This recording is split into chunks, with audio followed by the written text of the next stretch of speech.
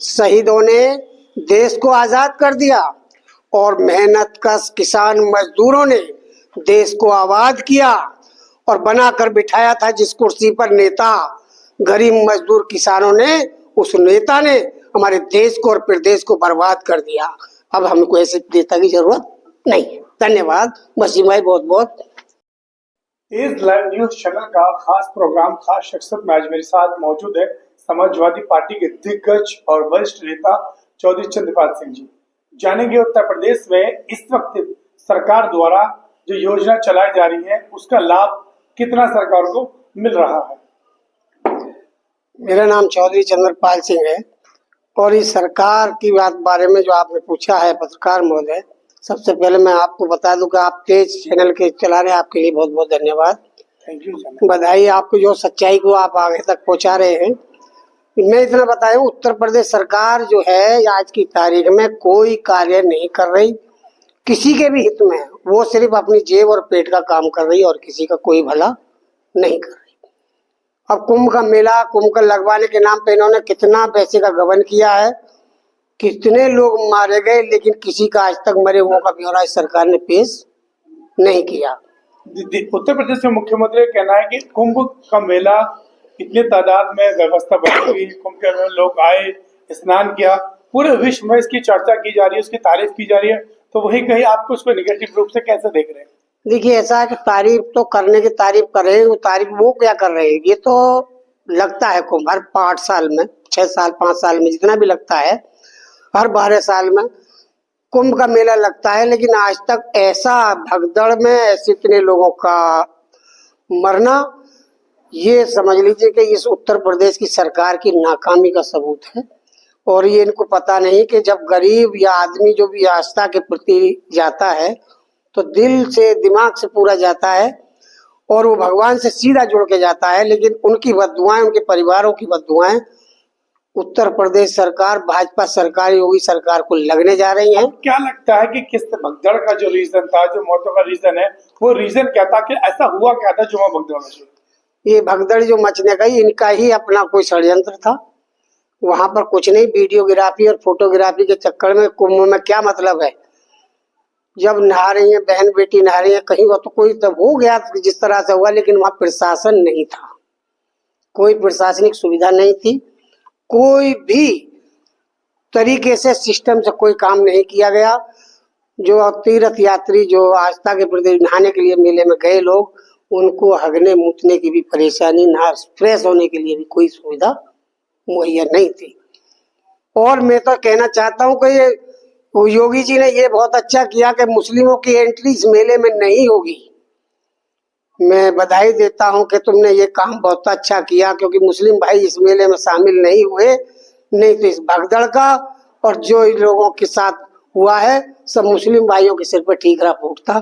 मैं बधाई देता हूं मुस्लिम भाइयों को भी कि आपने उनका पालन किया और योगी सरकार से दूर रहकर आपने अपने घरों पे, अपने मदरसों पे, अपनी मस्जिदों में लोगों की सेवा की।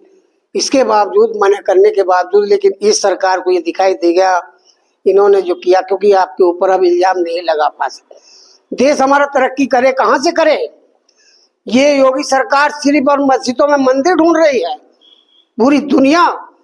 पूरी दुनिया तरक्की कर रही है, चांद पे जा रही है, दुनिया में परमाणु शक्ति से दुनिया क्या क्या बना रहे हैं, ऊंचाई पे पहुंच रहे हैं। और हमारी सरकार, देश की सरकार, मंदिरों में, मस्जिदों में मंदिर ढूंढ रही है, गरीब मजदूरों की परवाह नहीं है। मस्जिद के नाम पर अभी हाल ही में आप भी चौधरी हैं और चौधरी अनुज चौधरी जो सीओ संबल है, उनका बयान आया था कि जिनको रंगों से परहेज है वो घर से ना निकले। क्या इस तरह से जो उन्होंने बयान दिया था, क्या ये सही बयान है? क्या इसको बयान को कैसे लेंगे? ये अनुज चौधरी जो थे, ये बयान उनका अच्छा नहीं था। चलो, उन्होंने कह दिया कि साल में 52 जुमे होते हैं और होली एक बार आती है, लेकिन अनुज चौधरी जो सरकार ने, योगी जी ने तारीफ की है, मैं योगी जी से कहना चाहता हूं और मैं डिमांड कर रहा हूं, मेरी बात को लिख के कहें और लोगों मेरी बात पर गौर करें कि देश में जो होली का पर्व मनाया जाता है, ये पर्व बहुत ही सुदृढ़ तरीके से पहले हुआ करता था, लेकिन आज इस पर में हत्या, बलात्कार, लूट, मारपीट हो रही है, तो सरकार की क्या जिम्मेदारी बनती है कि जहां प्रेम भाव हो सिर्फ वहीं होली मनाई जाए, बाकी सब पे पाबंदी लगाई जाए। ये मैं डिमांड करता हूँ सरकार से कि होली का पर्व होली की तरह। मतलब संभल में होली नहीं खेलनी चाहिए थी? बिल्कुल नहीं, कहीं भी नहीं, क्योंकि ये साजिश के तहत दंगाई जो है दंगा करते हैं। ये देश की संभल के लोगों ने एक अच्छा पैगाम दिया, वहाँ तो बहुत शांतिपूर्वक तरीके से होली संभल के लोग वहाँ संभल में प्यार से खेली गई, मोहब्बत से खेली गई, फूलों से खेली गई। लेकिन अब आप वीडियो देखिए, टीवी पे है, कहीं भी खबरें समाचारों में आ रही हैं, कहीं लाठी डंडों से मार दिया, किसी ने तमंच चला गोली से मार दिया, किसी को कहीं कैसे मार दिया, किसी को चाकू से मार दिया। तमाम कत्लेआम हुआ है, तमाम। ये तो संभल जहाँ सब बिरादरी के लोग रहते हैं, हिंदू मुस्लिम जहाँ रहते हैं, वहाँ ऐसा हादसा नहीं है, वहाँ सब प्रेम से रहते हैं। लेकिन जो अलग से जो केवल जैसे हम जाट है, केवल जाटों का गांव है, यादवों का ही गांव है या ठाकुरों का ही गांव है, उनमें हत्या हो रही है, बलात्कार। अगर हम विकास की बात करें तो योगी सरकार का साफ तौर पर कहना है कि उत्तर प्रदेश में जो सरकार, भाजपा सरकार में सबसे ज्यादा विकास कार्य हुआ, इस पर क्या कहना चाहेंगे? विकास भाजपा सरकार में कुछ नहीं हुआ, इतना सा भी नहीं हुआ। मैं मजदूर सभा से हूँ, प्रदेश का उपाध्यक्ष हूँ, पश्चिमी उत्तर प्रदेश का प्रभारी भी हूँ। ये लगा जे 1 साल से ज्यादा हो गए जो मजदूरों के रजिस्ट्रेशन हुआ करते थे, वेबसाइट बंद है। मनरेगा के नाम पर जो लोगों के रजिस्ट्रेशन है, उनका पैसा सरकार, विधायक, मंत्री सब मिलकर खा रहे हैं। किसी गरीब मजदूर को, मनरेगा वालों किसी को नहीं मिल रहा है। गांव में प्रधानों तक के जो अधिकार है वो तक नहीं दिए हैं। बहुत प्रधान ऐसे जो कहते कहां से काम कराएं, प्रधानमंत्री आवास के नाम पर, मुख्यमंत्री आवास के नाम पर कुछ नहीं, सिर्फ लूट और ठग अपने लोगों के नाम पते देकर और कागजों में दर्ज करके दिखा रहे। किसी गरीब मजदूर को कुछ नहीं मिल रहा। अखिलेश यादव जी की सरकार थी, हर गरीब को साइकिल मिली, उसका इलाज फ्री हुआ करता था, 3000 रुपए से लेके शुरुआत और 5 लाख तक का बीमा था। इन लोगों ने वो भी बंद कर दिया। सरकार कह रही है आयुष्मान कार्ड से गरीबों को मुफ्त इलाज दिया जा रहा है, ये बहुत बड़ी महत्वाकांक्षी योजना है, इसका बहुत बड़ा लाभ मिल रहा है, इसको लोग क्या कहेंगे? आयुष्मान कार्ड मैं भी बता रहा हूँ, मेरा भी बना है। आयुष्मान कार्ड घपले का एक जरिया है, घोटाले का एक जरिया।